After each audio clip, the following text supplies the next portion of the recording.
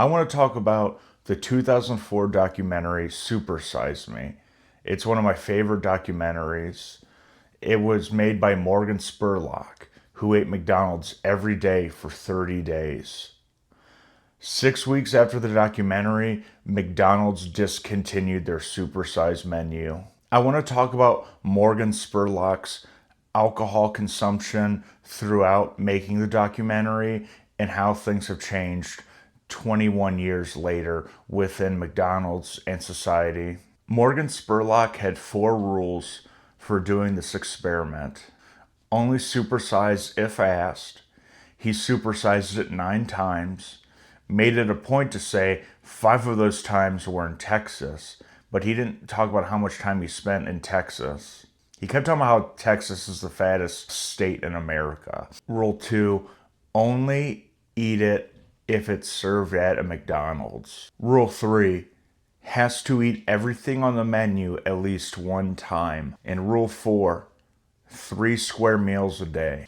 Before and throughout the whole month, Morgan saw 3 doctors, a cardiologist, a gastroenterologist, and a general practitioner.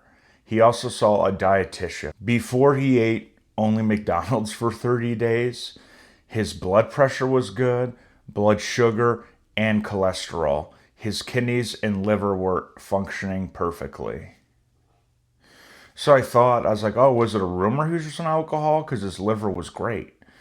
And I feel like sometimes your blood sugar would be high if you drink a lot of alcohol because there can be sugars and carbs and like alcohols. By day 5, he's consuming about 5,000 calories. The dietitian wants him to take a multivitamin, but he refuses because they don't serve those at McDonald's. He started out 186 and he went to 195 in just 5 days. I feel like he gains weight easy, honestly. He says he's starting to feel depressed, but it could be a mix of McDonald's because food is important for your mental and physical health, but also he's staying in these worse motels because he has to stay in a bunch of motels, so he's probably trying to be frugal about it. Or I don't know if they're bad motels or they just look bad because they're from like 2003 when he was filming, and it looks like what a bad motel would be now. So maybe there were good motels back then, but now if you saw that, you'd be like, oh, this place has bed bugs. Also, alcohol is a depressant. It makes you feel good while you're drinking it, but the next day, not so much. He says he wants to eat it more and more. Like he got over the 3-day hump and he compares it to like cigarettes, but like the opposite, you want it more and you start feeling good. But it makes sense, he wants it more and more. McDonald's doesn't have many nutrients, and so it doesn't keep you full for long. That's why I don't eat McDonald's for dinner, because I will be starving right before bed. The day 18 update, he weighs 203 pounds, so he has gained 17 pounds in 18 days from eating McDonald's. The doctor wanted him to stop. The doctor was surprised McDonald's was doing this to his body. This is a quote from the doctor. No one's ever wiped out their liver by a high-fat diet before. His liver is in bad shape, and the doctor compared it to being pickled, like he had a fatty liver, so he should stop eating McDonald's. Also, another quote from him. I would tell a person who's drinking alcohol to stop drinking alcohol because he tells them to cut out the McDonald's because it's ruining his liver. I think the doctor secretly knew that he was abusing alcohol throughout this. He just didn't want to say anything on camera because Morgan probably told him he wasn't drinking alcohol. And he also has to take the patient's word for it because if you're lying to your doctor, you're only hurting yourself. So he wanted to find a solution that was causing the problem. And if he only think the harmful thing to his diet was McDonald's, then just cut that out, but not the alcohol, because he probably knew, but he couldn't say anything because what if McDonald's was doing this? The final test. He weighed 210 pounds. He gained about 25 pounds in a month of eating McDonald's. His body fat went from 11% to 18%. It took him 6 weeks to get all of his levels back to normal. My whole take on Morgan Spurlock's health during this is the tests were fine before he started eating McDonald's. I doubt he started abusing alcohol day 1 of this McDonald's binge. He's like, oh, I gotta get through this somehow. But he was likely drinking alcohol more. But did McDonald's put him over the edge because there's no nutrients and his diet could like afford to be abusing alcohol? Was him being on the road, maybe being lonely just with his camera crew, going to different schools and like interviewing different people? Did that make him drink more because he was out? And like it didn't feel like vacation, but when you're on the road, you get bored, and he liked alcohol. So could that be another reason? I didn't like his girlfriend in this documentary. I don't know if they ever got married or were still together at the time of Morgan's death, but she was terrible. She said in the documentary that he had a hard time getting it up and that she had to be on top every time, and how this McDonald's was going to ruin their relationship. And she was vegan. I don't really care if you're vegan. I actually have a lot of respect for you because I get it, animal cruelty, and you think eating other animals is wrong. I personally like meat. I love McDonald's. She compared meat to heroin, and that's just ridiculous. Meat is not chemically addicting. I can do a meatless meal. I do that sometimes. Me and my wife used to do meatless Mondays, and I didn't get the shakes. You get shakes from not having enough sugar. So comparing heroin to sugar would be something, but not meat. Meat's good. Now, I just want to talk about different changes from 2003 and 4 in the early 2000s to now when it comes to McDonald's and just life. I feel like back then that McDonald's was a target because people needed somebody to blame for the rise in obesity. This documentary doesn't just hit on McDonald's. They do hit on soda and snack companies and all the advertising dollars they do like to try to get kids to drink their stuff. They do talk about the government lobbying for snack and soda companies and fast food places. And they do blame the schools a little bit about how they don't really give the students the best options. They went to a school for at-risk children and they changed up the diet completely, and I guess they're more well-behaved. I have heard that like if you give prisoners better food, there's less problems, which makes sense because food's important. I do think McDonald's is not as popular as it used to be. One reason is not everything can stay on top forever.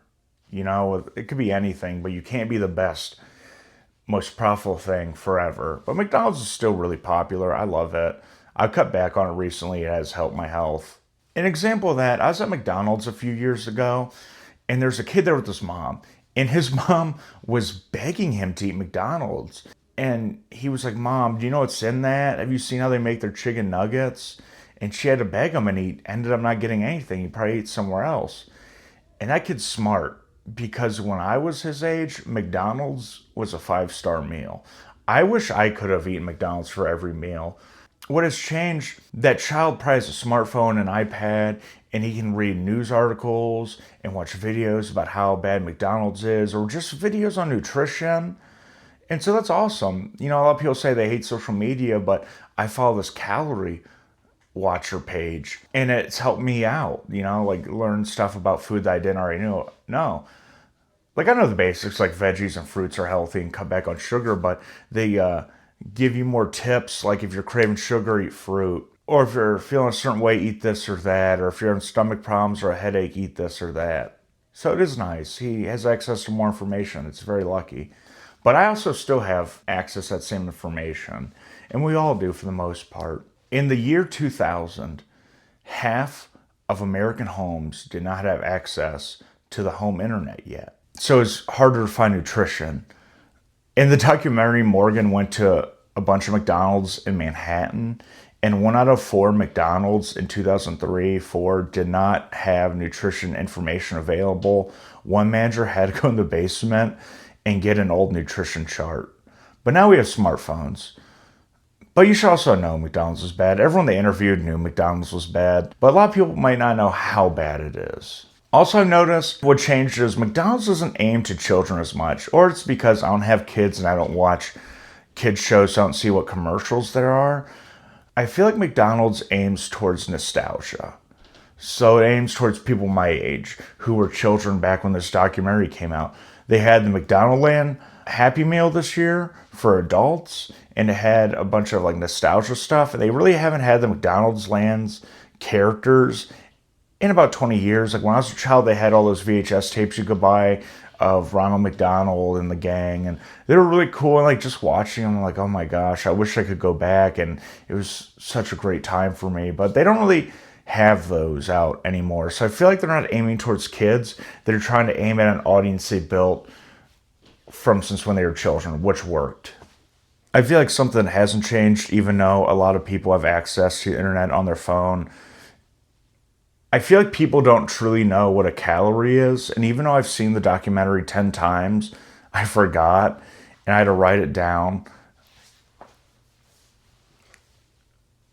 But a calorie is a measurement of energy in food.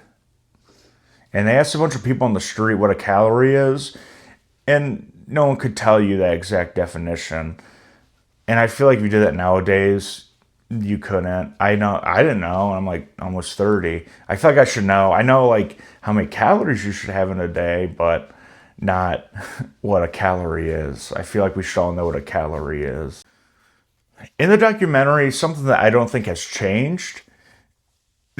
Morgan talks about how his mom made homemade meals every day.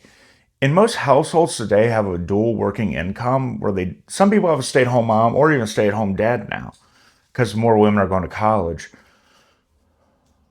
But there's just so much, like, people don't have the time to cook things from scratch every day like they used to. And even then, they didn't cook everything from scratch, but it's about the convenience. And that's why McDonald's became like a problem. People were eating a lot because it was cheap and it was a convenience. I don't have any kids, and it's hard for me and my wife to make food every night. It's nice, we want a break and feels good, like, oh, let's get Chipotle tonight. My closing thoughts: I love McDonald's. I love everyone who watched this video. I think Morgan Spurlock's a great documentary filmmaker. Try to eat healthy. I'll keep trying. I really appreciate you for watching this video. Please like and subscribe. Love you guys.